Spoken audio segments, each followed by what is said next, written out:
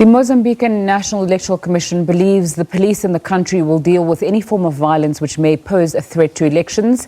Since the beginning of the electoral process, there have been reports of sporadic attacks on citizens by unknown armed gunmen. Our reporter Pepile Kunene is in Maputo for us. A very good evening to Pepile. Take us through the atmosphere there ahead of Tuesday's elections. Good evening.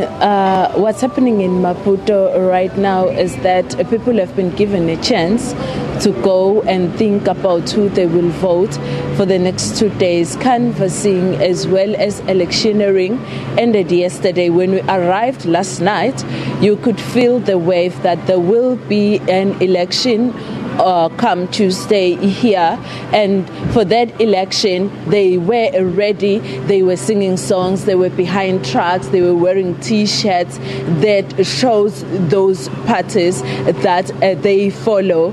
But right now it's quiet. No one would think there'll be elections on Tuesday because of the 2-day gap that they've been given to consider and think which party they want to put to power. Pepile, we know that in another part of Mozambique, in Shai, a local election observer was shot and killed. What are authorities saying about this, and how are they reassuring people that elections will take place in safe conditions? What happened in Shai was described as an unfortunate occurrence by the Electoral Commission here in Mozambique. They said even though that local observer was killed, the perpetrators or the suspects have been arrested and they will be brought to book. It came as a shock to them. But in terms of the volatility which is taking place in the north as well as central Mozambique, soldiers as well as police are in high alert to ensure that it is quiet and peaceful with those killings that are taking place in those places, rural areas and all. Over 250 people have already died, and the government has expressed that it is still another unfortunate situation because it's the opposition party that has led to such occurring. There's been factions there. Its military wing has decided to move from the mother body, so now there's fighting within Renamo, which is leading to these deaths. And then the soldiers as well as police from the state are trying to cap that. Even there are people from organizations, people's organizations like civic organizations are calling on the government to do more. With me here is Professor Aldrino Nuvunga, who will be explaining and telling us what do they expect from the government in terms of keeping peace in the country. The country is volatile right now, and you as part of the civic society, you want the government to do more? Yes, absolutely. Do more in terms of ensuring that the election is free, fair, free and credible. The quality of electoral governance has been the major drive or the major source of conflict in this country. As we are speaking now, election is said to be problematic. And why? First and foremost, the voter registration, it was rigged in the Gaza province, which is where our colleague, Mr. Anastasi Matavele, was brutally murdered by those who have given the mandate to protect civil lives.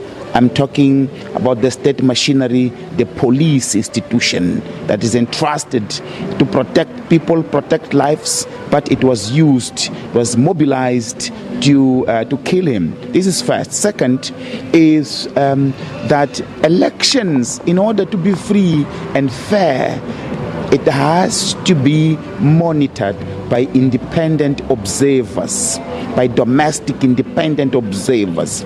You know, election is a domestic issue, but As we are speaking now, our own observers, about 3,000 observers in the key constituencies of Zambezia, of Tete, Sofala, they were not given credentials to observe the election. So you cannot ensure that the election is free and fair, and that election will not trigger violence if you fail to give accreditation to domestic observers. The Electoral Commission, when we conversed with them yesterday, they said there's observers from outside the country, about 400 of them, and there's a number of them from within the country. Are you registering unhappiness on that? Are you registering that the Commission is not doing enough to ensure that the election is free and credible? We are unhappy with the work of the National Electoral Commission. We have been working closely with them and calling for credentials to be given on time, not only to make sure that people are accredited to observe, but also given the wide spread of the country so that logistically we could have time to send the credentials to where the observers are. We have filed the documentation 20 days prior, but until today, no response. And we are 2 days before the election. Our observers are not credited. The foreign observers, the international observers, those ones.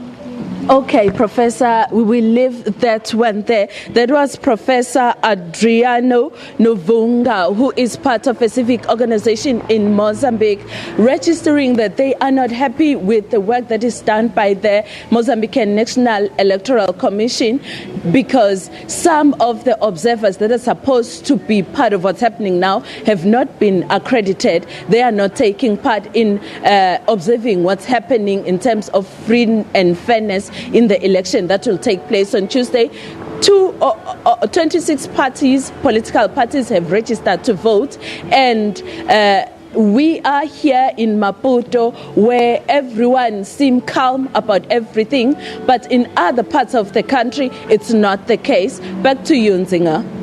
Spepile Kunene coming to us live from Maputo there. She's going to be following those elections and keeping us updated.